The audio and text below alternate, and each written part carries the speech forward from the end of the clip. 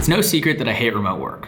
And so, one of the first things I did when we raised our seed round was start to look at office spaces. But office space in New York City doesn't come cheap. And while blowing all our funding on the swankiest office you've ever seen sounds exciting, we decided to go with something a bit more affordable. And with that decision, meant teaming up with some of our other startup friends to create our own personal WeWork that we would split up based on the size of our teams. And after looking at a handful of places, we landed on the perfect spot.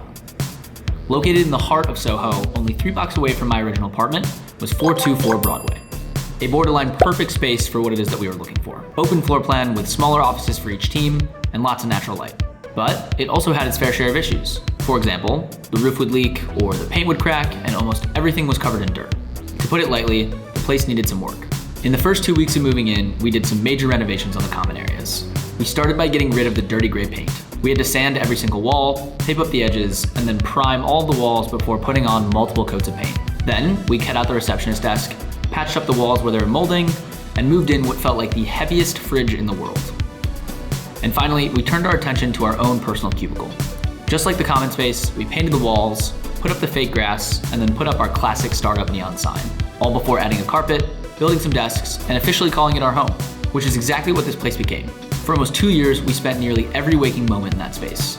We celebrated wins together, we dealt with losses together, and far more than just saving on rent, we had unintentionally created one of the strongest startup communities in New York City. So, if you're building a startup and considering being in person versus remote, if you decide to be in person, you just might end up getting more than what you pay for.